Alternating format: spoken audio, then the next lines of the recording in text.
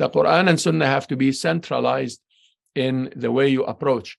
And then there is a lot of talk about the relationship between the Sunnah and the Quran that we covered for those who have taken the course with us in the Maqasid Institute or other universities. This is a technical topic because not every hadith that you find out there is actually correct or is narrated well and is not sliced to fit a particular context, and it's supposed to fit a different context.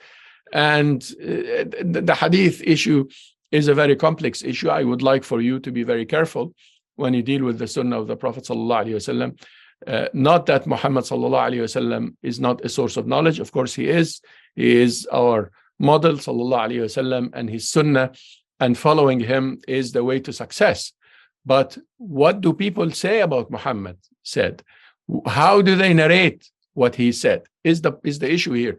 What are they saying? So, what are you saying? So you're saying that Muhammad ﷺ is asking us to put a sword on somebody's neck until they say La ilaha illallah, and if they say La ilaha illallah, they save their lives, and if they don't say La ilaha illallah, then you kill them? And is this what Muhammad said? Of course not. He didn't say that. That's your misnarration of Muhammad.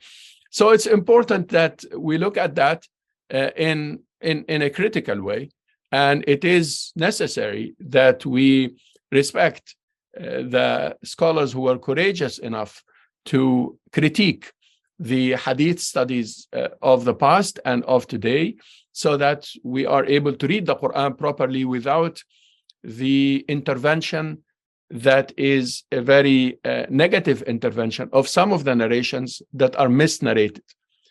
You read the Quran with a narration that is misnarrated. I was just talking the other day about يا أيها الناس اتقوا ربكم الذي خلقكم من نفس واحدة وخلق منها زوجها.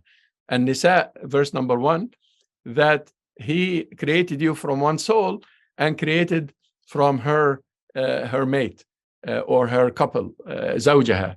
And then you read the ayah with the hadith in mind that Adam slept and Allah created Eve from his rib. So when you read, you are actually reading the hadith. You're not reading the Quran. The Quran is not saying rib. And in fact, if you go to the hadith has problems. And even the most conserved scholars of hadith critiqued it. So this is a myth. Allah didn't create Eve from Adam's rib. Allah created Adam and Eve from nafsin wahida, one soul.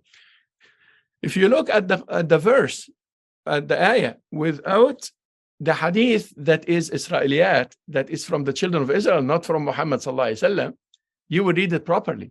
And you will start to look at nafsin wahidatin wa khalaqa minha zawjaha. It is one soul, and Allah created from her. Sheikh Muhammad Abdu in his tafsir, for example, he said, it is very interesting that he said, وَخَلَقَ مِنْهَا زَوْجَهَا. He did not say, وَخَلَقَ مِنْهُ زَوْجُهُ. He's not saying that he created created her from him. He's saying he created him from her. And then he said, what is that her? It is a nafs al-wahida.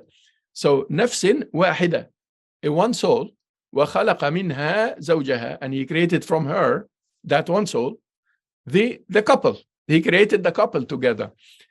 That is if you read the Quran without the impact of the misnarrations, I'm saying.